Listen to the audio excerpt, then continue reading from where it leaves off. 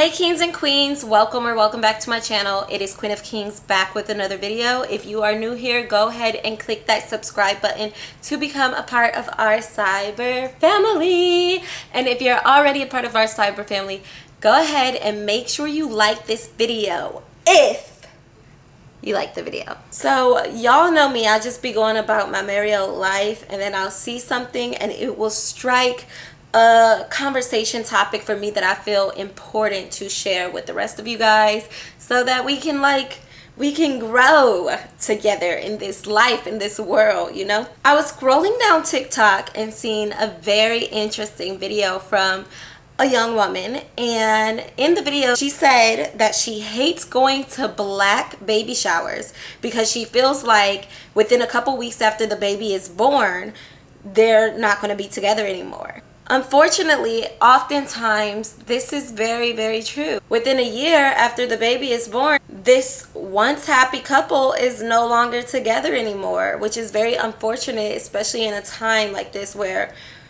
men don't understand women really need you. We don't need you to leave us in that moment. So I wanted to talk about it and talk about why this happens so much, especially in the black community. I do not think that the answer to this is because black men are bad or terrible or leave their kids or any of those reasons that are often put on black men. But I do feel like it's a lack of compassion, a lack of understanding, and most importantly, a lack of knowledge regarding postpartum and women's health. Does this happen with white men? Yes, it does, but it does statistically happen on a much smaller caliber. I personally believe this is because as a whole, now please understand everything that I say, of course there's exceptions to everything, but as a whole, white men can sometimes be more patient and understanding to emotions and feelings, where if a black man feels disrespected, he's out of there. I was doing some research and found out that after a baby is born, couples are 67% more likely to break up. This is why I've always stirred women against trying to have a baby to keep a man or to help a relationship. 9 times out of 10, it does not help, and it puts way more pressure and strain on your relationship. As a fourth-time mom, I'm a little bit more prepared to go into this postpartum stage of my pregnancy. So everyone says that there's a first trimester, a second trimester, and a third trimester, but we don't talk about enough the fourth trimester, which is that trimester for the mother, where she's not herself. She's in a body that she's not used to. Her self-esteem can be lacking. Hormones are raging, trying to stabilize after that baby is born. This often causes, in every mother, no matter the race, anger, lack of sleep, which when we are sleep deprived, we are naturally more snappy and irritable, depression, fatigue due to that lack of sleep, lack of communication with our partner. We kind of, sometimes we can withdraw ourselves, and then of course arguing over the baby, trying to figure out, you know, that nice healthy balance. This all definitely causes a huge strain on relationships. If only our counterparts were understanding of this fourth trimester, maybe relationships could last a lot longer and can thrive, and we can have healthy relationships for our children and our families. I feel that maybe by talking about the fourth trimester and preparing yourself for the fourth trimester, by doing some research even with your partner, can really help and be beneficial to your relationship beforehand. If you let him know what he has to look forward to, let him know that, you know, sometimes this does happen and I'm not going to be myself, and I just sacrifice a lot to bring a baby into this world for us. So if you can just help me with this portion of my life where I'm not myself and I'm hormonal and I'm just trying to work through it. I just spent a whole almost year, you know, growing a baby inside of me. And now it usually takes about 2 years for a mother to feel completely herself again after a baby. So we can just talk about it and spread that knowledge with our partners beforehand. I feel like it could be very helpful. Also, I do feel like it's extremely important, at least for a week or two, to get somebody that you trust to help you around the house. It helps so much. Help you with the baby, help you clean up around the house, especially if you have other kids.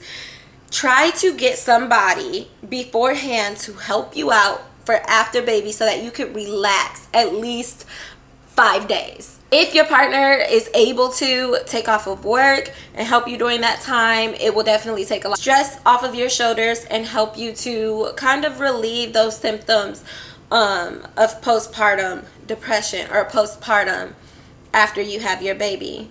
So many people are always concerned about the baby, how's the baby doing, but I don't feel like the mother gets enough attention. That is why even when my kids have birthdays, I've always celebrated myself with each of my child's birthdays, because that is my birthday as well. I birthed these kids on that day. That is our shared day that our whole world changed for the both of us. So I've always believed in celebrating the mother on the children's birthdays as well. Sometimes moms will have like this big extravagant party for the kid's first birthday, and people will be like, he's not even gonna remember, you're doing that for yourself. Absolutely, I'm doing this for myself, because the sacrifice that I've made in this child's first year of life, even up until he was put or she was put earthside, is to be celebrated. And yes, it's for me. So y'all moms, do not feel bad if you're one of those moms that wants a big extravagant birthday for your child's first birthday, because you did that and you deserve it. So another way, which when you're in the middle and you're in the midst of anger and a meltdown, it's really hard. It is so hard to say I need help. But I think it's important that we recognize when we do need help and we verbalize that and communicate that to someone trusted. So if you have had a great relationship with your partner up until this point, and then you're just at this point, we also definitely lose sex drive in our 4th trimester very often. When I am breastfeeding my kids, which I've breastfed all of my kids for 2 years minimum, I never let my husband touch my boobs, because in my mind, I can't like share it. I can't have my boobs as this way of nurturing and feeding my child and then just turn the switch and have them in a sexual pleasure for my husband. I can never do that simultaneously, and I still am like that to this day. So now sometimes when I'm in the bedroom, I'll say to my husband, you know, like, why don't you ever touch my boobs? And he's like, because for a whole 2 years straight, you didn't let me. So I had to understand that, you know what I'm saying? So if you... So I just got very personal into my sex life, just to say that you lose sex drive. Your sex life is definitely going to be different in that 4th trimester. And sometimes that's really hard for men to grasp as well. Let him know, baby, I don't want to be another statistic. I want this family with you. You know, I want us to make it. I love you. I'm just having a hard time in my life right now where I really need you more than ever, you know, and try to explain that with them. Counseling is really never bad, especially in that 4th trimester, but I really do recommend that you talk to your partner about this 4th trimester before you even get into it, and just let him know, baby, please be there for me if this happens with me or with us. Don't take it personal, baby. As some of you know, my first 2 kids, I don't hide it, is by an ex-husband. So I have 2 batches of kids. I have my ex-husband, who I had 2 sons with, and then I have my current and forever soulmate, spouse, husband, homie, lover, friend, that I have my youngest baby that's here and this baby that's in my belly with. So my ex-husband, we were great friends. Like, we made jokes, we laughed, we were really good friends. We planned to make my first son, and we did that. After my first son, I did go through postpartum, where I just was not the same. Sometimes you can be a little distant from the baby. I went from distant from my oldest son to like super attached, where I didn't want my ex-husband's mother and father to touch my baby. I was just very protective over my baby. They would say stuff about me breastfeeding. I would get offended. And I was just very emotional, you know. I went through my Britney Spears phase where I just cut my hair. I was only 20 years old and going through all these hormones and knew nothing about the 4th trimester to know what was going on with me. And then boom, 5 months into postpartum, I'm only 5 months, and then I'm pregnant again. So now we're going through a hormonal pregnancy.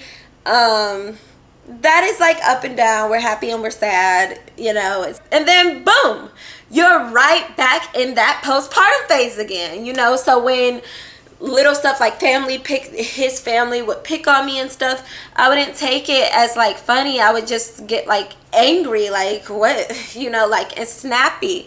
And I do believe that played a huge role in us breaking up. Now I can for sure say that he was a cheater throughout the whole relationship, but it definitely played a huge role in us just like morphing into this really nasty state of feeling for each other. Just like I don't have hatred, but I would say hatred on his part, because we're both young and he didn't understand the 4th trimester at all. He just thinks, you know, I'm just this irritable, nasty person, and I had no idea either. I'm 20 and 21 years old. I have nobody to teach me, and I'm just in his home with his family, and I'm going through all of these emotions by myself. So I 100% feel like that played a huge role into why he was just so easily, you know, like to push back.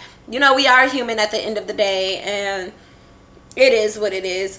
I will always recommend that parents stay together, especially when you have a child involved. But weirdly enough, I do want to say us separating was the absolute best thing that could have ever happened to me, because I do genuinely, and it's weird, and I don't know why that happened, because marriage, you're not supposed to divorce after you marry, but sometimes God does work in mysterious way. I don't even know if I could say that, because I know he's so against divorce. But my husband is the best thing that's ever happened to me. He's so patient. He's so kind. He's so loving. He really is my best friend. He is everything to me. There's nothing in the world that he would not do to me, but for me, okay?